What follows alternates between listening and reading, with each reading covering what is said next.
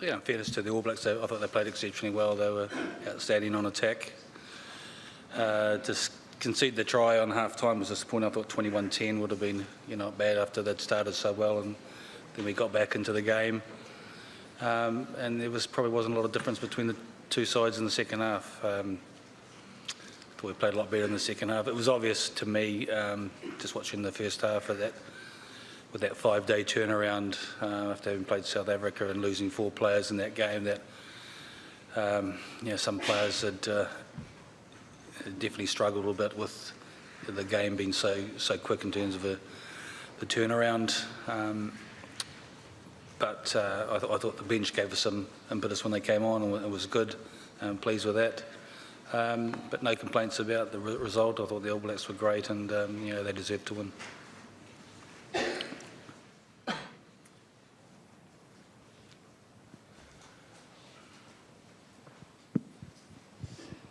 Warren, it feels like we've asked you a lot about your emotions in the week leading up to this game, but can you give us an idea of how it felt to know that you delivered your final speech to the players? It was about the players. I mean, Sean Edwards spoke to the group, and so did Robin McBride, and Alan Phillips had a few words as well. So there wasn't a lot to be said. We spoke about the opportunity to go out there and to play a pretty good side. We spoke about how disappointed we were that we weren't in the final, but to play the All Blacks was, at least that was a game that you could, look forward to, and because obviously they're a quality side. There wasn't. I think I've already gone through that sort of process of knowing it was my last game and not trying to get too emotional about it. It had come to a realisation a while ago, and so it's something that had prepared myself for, and then to start thinking about the next challenges in life. And I really hope for what we have achieved in the last 10 or 12 years, and we feel like we've earned respect and puts respect back into Wales as an international team, that they continue, the new coaches come in and continue to build on that, because I think what we've done, what we've achieved, it would break my heart if Wales went back into the doldrums, I think.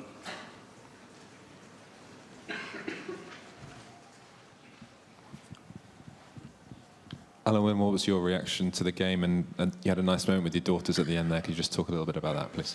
Yeah, the game, it's a funny one. I think obviously going into the bronze final, you've got 2-day training weeks. We didn't really have a lot of time to think about it, which isn't a bad thing. Whereas usually you go into an autumn and you've got the playing New Zealand with 4th game or 3rd game, and that build-up is always in the back of your mind. So it was quite nice to really just to have the short week and get into it. But credit to them, I think they had a point to prove after obviously their loss to England. But I'm proud of the riposte throughout the game that we had, particularly, like I said, with the bench. And it's nice to share those moments with the family, because, as he said, I think it was one of those 10 that's not going to make the next World Cup. So, you've got to cherish those moments. And he's true to his word. It's always been about the player and the family, and we've got to make most of those opportunities. Please raise your hand. Warren, what will you miss most about this squad of players? Just their attitude. They're a great bunch of men to work with. I think everywhere that we've been, hotels or training venues, the feedback that we've had has been incredibly positive from the way that this group of players have conducted themselves in hotels, and they're incredibly hospitable in terms of how polite they are and engaging with the fans and the public. And any time they've been asked for autographs and things, so they've just been exemplary in terms of the way that they've conducted themselves since we've been in Japan. And they never complain about how hard they train and how hard they work. And if you ask them to run through a brick wall, the next question will be, what do you want me to do when I get to the other side? So that's kind of and for such a small playing nation, we have to really push ourselves hard because we don't have the same number of players and the depth of players. So you've just got to wring the sponge as dry as you possibly can, because it's a way that we have performed and got results in the past.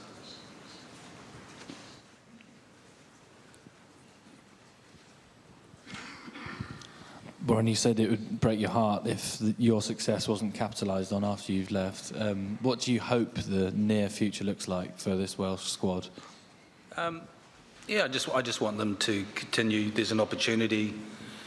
I think it's been good for Stephen being out here and seeing how things are run, and there's an opportunity for the new group to come in and to build on what we've created and to improve on that. And it's difficult. We know how tough it is to win Six Nations, so it's not to be too greedy in terms of winning the Six Nations every year, but it's going in and performing well in Six Nations, and to continue to hopefully get a few Six Nations titles over the way, and to make sure that we're as competitive as we possibly can be against the other top nations, and we feel like that we have done that, and I really want Wales to continue to build on that. There's some work to do in the regions. There's obviously work in developing depth and the academies and structures within the regions, and that would help the national team, and so hopefully they continue to build on that and work with that going forward. But I just want to continue to see these boys be as successful as they possibly can.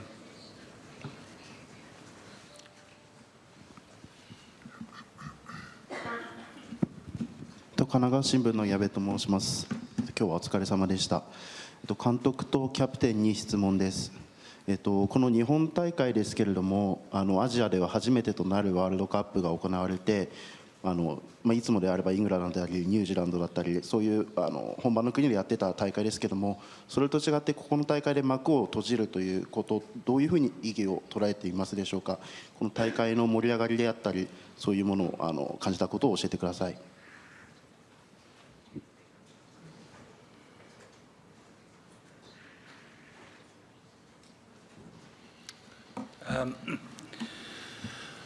I think the tournament in Japan has been absolutely outstanding. I think it's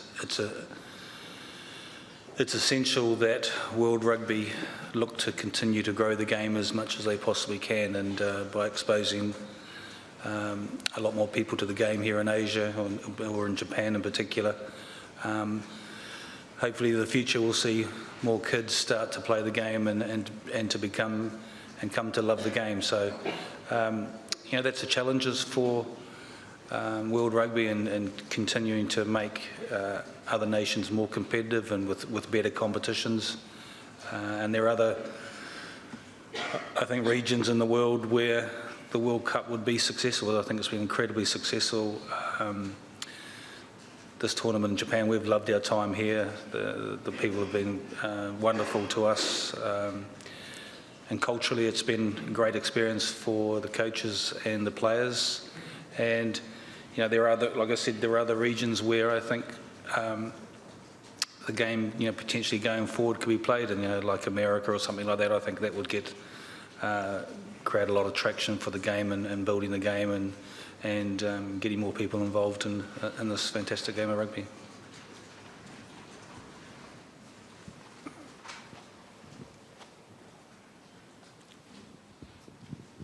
Warren, what weaknesses in that Welsh team do you think you can expose on for the Barbars on the 30th of November? And what do you think that occasion will be like for yourself in Cardiff?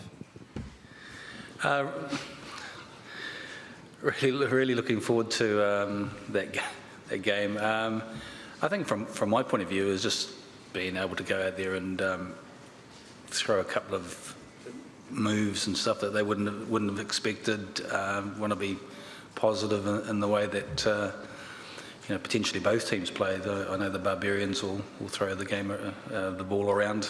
I haven't really thought too far ahead about that game, but by all accounts, they've already sold a lot of tickets. I think about 50,000 tickets, so there'll be a good crowd there, and hopefully it gives me a chance to say thank you to the Welsh public and the fans, and express my sincere thanks in terms of how much I've enjoyed this last 12 years. In the back.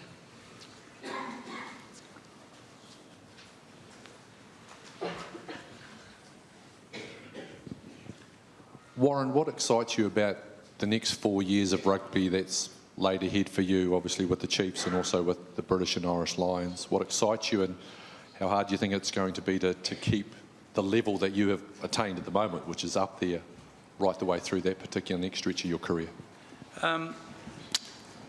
Yeah, it's to be honest, I was hoping to take about 6 months off. That was the plan, and then to do the Lions, but I had an approach from the Chiefs, and I kind of felt if I didn't take that role, then it wouldn't be there after the Lions. And thankfully, New Zealand Rugby Union allowed me to take that, and they gave me a year sabbatical. So that will be a real challenge. Looking forward to the Lions in South Africa, and it'll be my 4th Lions tour. One as an assistant and 3 as head coach. And if South Africa win tomorrow, then 3 of those 4 Lions tours would have been playing against the world champions. So that's makes it exciting, but it makes it incredibly challenging as well. So really looking forward to the Chiefs and getting back home, and but looking at the squad and some exciting young players coming through. I think hopefully we can do well and set some high standards in terms of the expectations of the Chiefs in Super Rugby, and then I can look forward to a year with the Lions. We have time for last 2 questions. The 2 in the front, please.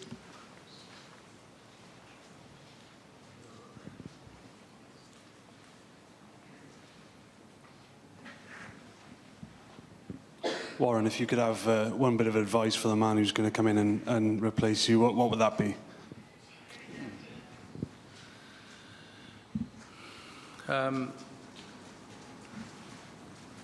What a bit of advice would be. I think what we've done and created that's been special with this group is that we've always spoken about how important family is, and it's not about the rugby. It's putting family first. We're very lucky and very privileged to do what we do. But I have if things are right at home for the players, and we make the home life as easy as we possibly can, because it's not a normal job. It's weekends and stuff, and public holidays and Christmas and that. But if things are right at home, and then I know I get a better product on the training ground and on the rugby pitch. So we've always been. We haven't spoken about it. We haven't just talked about it. We've lived it, and that's really important. It's been some of one of the values that we've definitely I think lived in the squad since I've been involved, and it's definitely given us a lot of returns.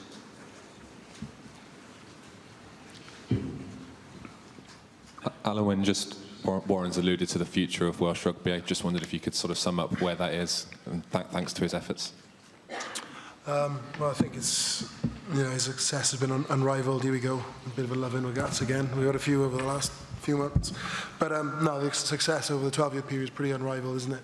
The Grand Slams, semi-finals, Rugby World Cup speak for themselves, and that foundation is there. And I think that's.